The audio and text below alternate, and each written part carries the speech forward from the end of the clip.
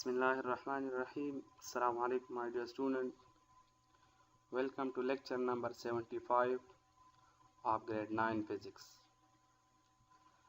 Student आपको पता है कि हमने written work of chapter number 2 start किया था और इसमें हमने जो लास्ट लेक्चर था लेक्चर नंबर 74 पे हमने एग्जाम्पल नंबर 4 और एग्जाम्पल 2.5 का रिटन वर्क किया था।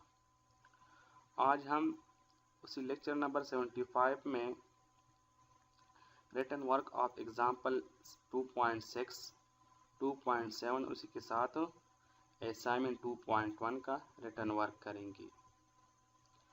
अच्छा, एग्जाम्पल 2.6 क्या है कि a Boeing 777 aircraft takes off at 295 kilometre after accelerating from rest at 2.8 metre per second square. आपके साथ एक बोइंग 777 एयरक्राफ्ट है कि जब वो टेक ऑफ करता है तो वो उसका जो स्पीड होता है, वेलोसिटी होता है, वो आपके साथ इस वक्त 295 किलोमीटर होता है। जब वो आपके साथ रेस्ट से 2.8 मीटर पर सेकेंड स्क्वायर के साथ एक्सेलरेट होता है। तो what is the minimum runway length, तो उसका मिनिमम रनवे लेंथ उसके लिए जो रिक्वायर्ड है वो मालूम करें। तो उसके लिए कम से कम कितना मीटर डिस्टेंस जो है वो रिक्वायर्ड है कि उसमें वो जो लेंथ है, जो डिस्टेंस है वो कवर करके उसके बाद वो टेक ऑफ स्टार्ट करे। तो अगर आप यहाँ पे देखें तो 295 किलोमीटर पर आवर ही हमारे साथ भी फाइनल है, क्योंकि यहाँ पे उन्होंने लिखा है कि आफ्टर एक्सेलरेटिंग फ्रॉम रेस्ट, तो मीन कि वो आपके साथ जब रेस्ट में होता है तो इनिशियली वो रेस्ट में है और रेस्ट में जो भी ऑब्जेक्ट होता है तो उसका इनिशियल स्पीड या इनिशियल वेलोसिटी हमारे साथ ज़ीरो होती है। तो इसलिए इनिशियल वेलोसिटी इसका ज़ीरो है हमारे साथ, v final 295 kilometre per hour है और वो आपके साथ एक्सेलरेट हो रहा है 2.8 मीटर पर सेकेंड स्क्वायर के साथ। तो ये 2.8 मीटर पर सेकेंड स्क्वायर आपके साथ क्या है, ये एक्सेलरेशन है। हमसे रिक्वायर्ड क्या है कि आप उसके लिए minimum runway length mean distance को कैलकुलेट करें। हमारे साथ initial velocity v i is equal to 0 kilometre per hour और 0 मीटर पर सेकेंड।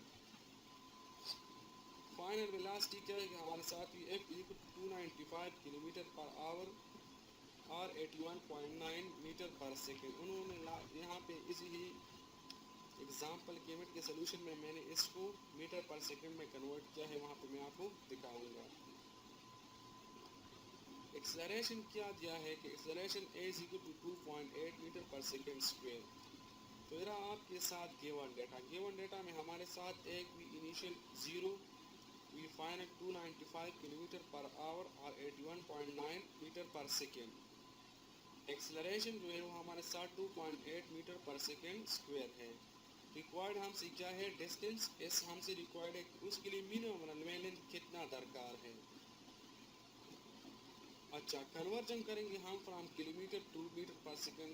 जैसा कि मैंने आपको बताया कि final velocity 295 kilometre per hour हमारे साथ किस तरह 81.9 मीटर पर सेकेंड के बराबर है।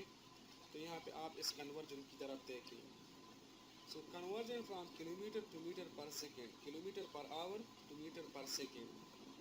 295 किलोमीटर पर आवर हमारे साथ बराबर है कि 295 किलो की जगह में 10 पावर 3 प्रीफिक्स का हमें पता है, मीटर अपनी जगह पर, और हमारे साथ 1 आवर में 60 मिनट और फिर हर एक मिनट में 60 सेकंड होते हैं। तो mean 60 minute multiplied by 60 seconds.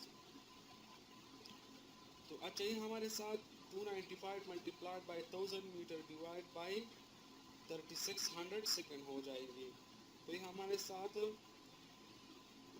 2,95,000 metre divide by 3600 second हो गए। अब अगर यहाँ पे आप देखें तो ये आपके साथ ही 2 जीरोस इस 2 जीरोस के साथ कैंसिल हो जाएंगे। तो 2950 डिवाइड बाय 36। तो जब आप इसको 36 पे डिवाइड करेंगे तो इससे आपके साथ 81.9 मीटर पर सेकेंड आएगी। तो इस तरह 295 किलोमीटर पर आवर जो है वो हमारे साथ 81.9 मीटर पर सेकेंड के बराबर है।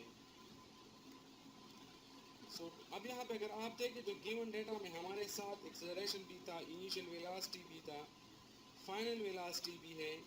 और रिक्वायर्ड चूँकि हमसे डिस्टेंस है, लेकिन टाइम का जिक्र यहाँ पे नहीं है। आप देखें तो अगर आपको याद है कि हमने जब इक्वेशन ऑफ मोशन डिराइव कर रहे थे तो वहाँ पे हमने एक इक्वेशन डिराइव किया था जिसमें हमारे साथ करंट टाइम इंक्लूड नहीं था। सही कि इस इक्वेशन का हमारे साथ टाइम था जो वो हिस्सा नहीं था। तो हम क्या है कि time is not given, time given नहीं है, so we will use the third equation of motion. हम क्या करेंगे, third equation of motion. Third equation of motion हमारे साथ वो इक्वेशन ऑफ मोशन है जिसमें हमारे साथ टाइम टर्म इन्वॉल्व नहीं है, और इसका जो मैथमेटिकल फॉर्म है वो हमारे साथ है 2as is equal to v f square minus v i square. अब हम क्या करेंगे, 2 तो कॉन्सेप्ट है अपनी जगह पर, एक ही जगह वैल्यूज पुट करेंगे, या v f square minus v i square, या इसको हम इस तरह भी करते हैं कि यहाँ पे अगर आप देखें तो हम चूंकि इस डिस्टेंस फाइंड करते हैं तो हम क्या करेंगे, dividing both side by 2a। हम क्या करते हैं कि बोथ साइड को 2a पे डिवाइड करते हैं। सही, आप अगर यहाँ पे देखिए कि डिवाइडिंग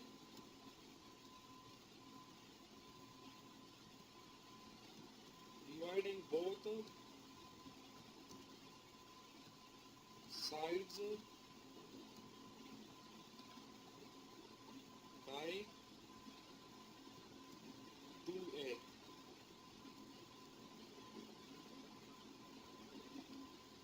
तो यहाँ पे जब हम दोनों साइड को 2a पे डिवाइड करेंगे तो 2a is divide by 2a हो जाएगा, और v h square minus v i square divide by 2a। तो यहाँ से ये 2a और 2a एक दूसरे के साथ कैंसिल हो जाएंगी और इस आपके साथ रह जाएगी, is equal to v h square minus v i square divide by 2a। अब हम क्या करेंगे कि इसमें वैल्यूज पुट करेंगे, तो s is equal to v f square minus v i square divide by 2a। V f की जगह हमारे साथ वैल्यू किया हमने 81.9, चूँकि वी एफ स्क्वायर है तो इस वैल्यू का भी हमारे साथ स्क्वायर हो जाएगी, 81.9 होल स्क्वायर माइनस वी आई, चूँकि जीरो है तो अगर जीरो का हम स्क्वायर ले रहे भी तो कुछ असर नहीं पड़ता, minus zero square divide by 2 अपनी जगह पर, और एक की जगह हम 2.8 लिखेंगे। तो इससे हमारे साथ हो जाएगी कि s is equal to 6707.61 divide by 5.6। तो अब हमारे साथ हम इस वैल्यू को जब 5.6 को डिवाइड करेंगे तो इससे हमारे साथ उसके लिए इस एयरक्राफ्ट की जो मिनिमम रनवे लेंथ है वो हमें मालूम हो जाएगी। तो इस इज इक्वल टू 1197.7875 मीटर, ये हमारे साथ वो मिनिमम रनवे लेते हैं जो इस एयरक्राफ्ट 777 की टेकिंग ऑफ के लिए दरकार होता है। सही, तो आंसर क्या है हमारे साथ कि the length of the runway is 1197.7875 metre. तो यह हमारे साथ और डिस्टेंस जो रिक्वायर्ड था मिनिमम रनवे लेंथ के लिए, तो वो क्या है हमारे साथ 1197.7875 मीटर। अच्छा, एग्जाम्पल 2.7 क्या है हमारे साथ, a stone is dropped from the अटक ब्रिज। अटक ब्रिज से एक पत्थर को गिराया जाता है, the stone reaches the water in 3.2 second. पत्थर जो है वो आपके साथ वाटर सरफेस तक जो डिस्टेंस है उसको कवर करने के लिए 3.2 सेकेंड लेता है। फाइंड ए, क्या ए में क्या फाइंड करें, height of the bridge from the water, water और के सरफेस से हमारे साथ ब्रिज कितनी हाइट पे है वो हाइट मालूम करें ब्रिज का। बी में क्या मालूम करें, बी में आप क्या मालूम करें कि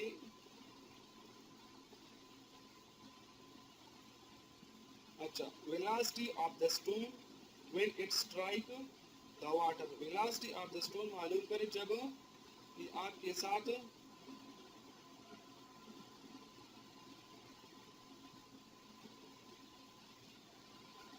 when it strike the water, जब वो वाटर के सरफेस को स्ट्राइक करता है, तो बी पार्ट में इस पत्थर के वेलोसिटी को मालूम करना है।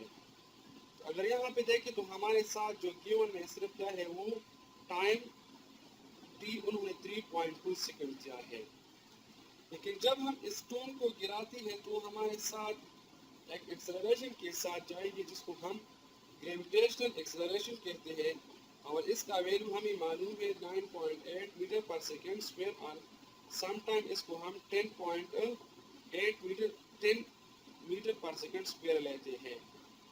तो गिवन में क्या है हमारे साथ time t is equal to 3.2 second, initial velocity v i is equal to 0 metre per second, इसलिए कि मैं जब किसी भी बंदा जब स्टोन को गिराएगा तो इनिशियल उसके हाथ में स्टोन रेस्ट फॉर्म में होगा तो उसका इनिशियल वेलोसिटी 0 होगी।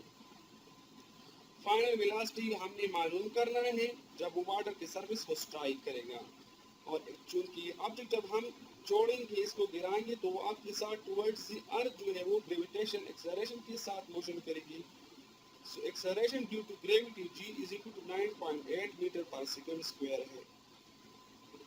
तो एक्सेलरेशन हमारे साथ ड्यू टू ग्रेविटी जो है g इसकी जो वैल्यू है वो 9.8 मीटर पर सेकंड स्क्वायर है। अच्छा, हमसे क्या मांगा गया है रिक्वायर्ड में पार्ट ए में हाइट मालूम करें, पार्ट बी में फाइनल वेलोसिटी vf मालूम करें। अच्छा, formula plus solution part A by using second equation of motion, हम चूंकि हाइट मालूम करेंगे तो हाइट के लिए हम सेकंड इक्वेशन ऑफ मोशन को यूज करेंगे। इट इज इक्वल टू, जिसका मैथमेटिकल फॉर्म है हमारे साथ it is equal to v i t plus half a t square, इसका मैथमेटिकल फॉर्म है हमारे साथ it is equal to v i t, इसमें h height, v i initial velocity, t time plus half constant a acceleration t square time square. अब हम क्या करेंगे, इस वन में गिवन डेटा से वैल्यूज पुट करेंगे। तो it is equal to 0 metre per second multiplied by 3, चूंकि वी आई 0 है तो उसकी जगह 0 मीटर पर सेकेंड, टाइम की जगह 3.2 मल्टी प्लस हाफ अपनी जगह पर, ए की जगह 9.8 और टी स्क्वायर की जगह 3.2 स्क्वायर। तो चूंकि यहाँ पे 0 मीटर पर सेकेंड और 3.2 जब हम मल्टीप्लाई करेंगे तो इससे हमारे साथ 0 आ जाएगी। तो अगर आप यहाँ पे इस तरह लिख लें कि 0 plus half multiplied by 9.8 multiplied by 10.24, तो सही है। तो यहाँ पे चूंकि 0 का हमारे साथ एडिशन में कोई काम नहीं होता तो इसलिए जब हम इनको 10.24 मल्टीप्लाइड बाय 9.8 को मल्टीप्लाई करें, उसको 2 की डिवाइड करें तो इससे हमारे साथ जो हाइट आएगी वो 50.176 मीटर आएगी।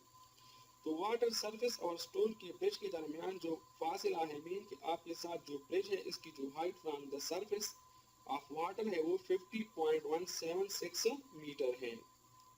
तब हम इसको राउंड करेंगे, rounding off it is equal to 50 metre. अच्छा, पार्ट बी मालूम करेंगे by first equation of motion. First चूंकि हमसे उन्होंने फाइनल वेलोसिटी को मांगा है तो हम वी एफ यूज करेंगे कि v F is equal to v i plus g t. एक की जगह मैं जी लिखूंगा क्योंकि यहाँ पे हमारे साथ मोशन में जो एक्सेलरेशन इन्वॉल्व है वो ग्रेविटेशन एक्सेलरेशन जी इन्वॉल्व है।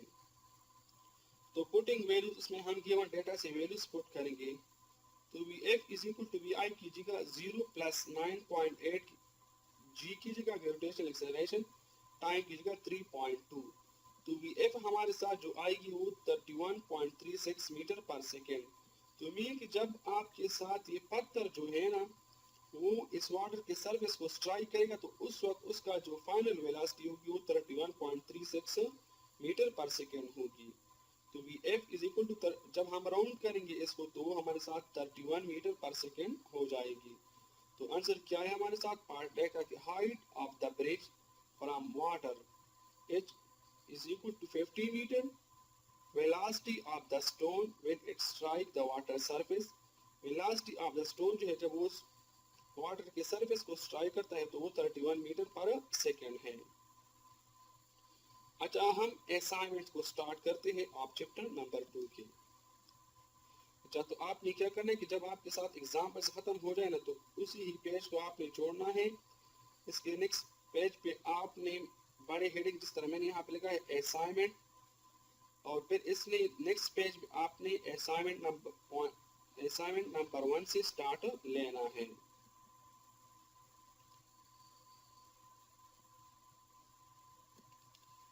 अच्छा, यहाँ पे क्योंकि रूल ये कि आपने क्वेश्चन को ब्लू मार्कर से राइट करना था, इसलिए मैंने इसको ब्लू में कन्वर्ट किया।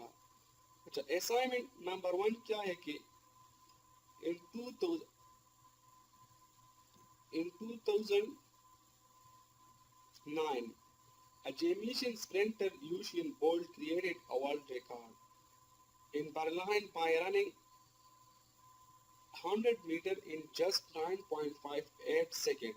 आपके साथ एक जेमिशन स्प्रिंटर यूसेन बोल्ट था, उन्होंने 2009 में वर्ल्ड रिकॉर्ड बर्लिन में कायम किया था कि उन्होंने 100 मीटर फासले को सिर्फ और सिर्फ 9.58 सेकेंड में कवर किया था। What is his average speed, इसका एवरेज स्पीड मालूम करें। तो अगर आप यहाँ पे देखें तो उन्होंने हमें दोनों ही चीज दी है, टोटल डिस्टेंस 100 मीटर दिया है और उसके जो टोटल टाइम उन्होंने लिया 9.58 सेकंड, तो उसका एवरेज स्पीड हम आसानी मालूम कर सकते हैं। तो डेटा में गिवन हमारे साथ क्या है, डिस्टेंस कवर्ड सही, यहाँ पे आप लिखिए टोटल डिस्टेंस कवर्ड सही है, total distance covered is equal to 100 metre, उसके जो उन्होंने total time taken, total time लिया है 9.58 सेकेंड। रिक्वायर्ड हमसे क्या है, एवरेज स्पीड हमसे रिक्वायर्ड है, तो average speed v is equal to, अब हम जाएंगे फार्मूला प्लस सोल्यूशन की तरफ।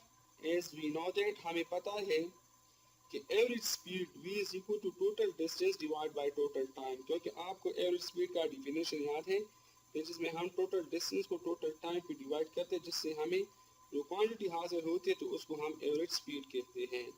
और मैथमेटिकली एवरेज स्पीड भी is equal to s by T, और इसको मैंने इक्वेशन 1 का नाम दे दिया। अब हम क्या करेंगे, गिवन डेटा से इक्वेशन 1 में ये वैल्यूज पुट करेंगे। So putting values in equation 1, so average speed is equal to s की जगह अगर आप यहाँ पे देखें तो s हमारे साथ 100 मीटर के बराबर है और टाइम 9.58 सेकेंड, तो डिस्टेंस s की जगह मैं 100 पुट करूंगा और टाइम की जगह 9.58 पुट करूंगा। तो अब हम वापस इक्वेशन 1 की तरफ जाएंगे कि इक्वेशन 1 में ऊपर हमारे साथ s है, तो इस की जगह मैं 100 मीटर पुट करूंगा, average speed is equal to s की जगह 100 डिवाइड बाय टाइम t की जगह 9.58। तो इससे हमारे साथ जो एवरेज स्पीड आएगी वो 10.43 मीटर पर सेकेंड। तो इस जेमिशन स्प्रिंटर यूसेन बोल्ट का जो एवरेज स्पीड है वो हमारे साथ 10.43 मीटर पर सेकेंड है। सो आंसर क्या है हमारे साथ कि it's average speed v is equal to 10.43 metre per second. तो रहा आपके साथ असाइनमेंट 2.1। इंशाल्लाह नेक्स्ट लेक्चर में हम मजीद रिटर्न वर्क असाइनमेंट का करेंगे।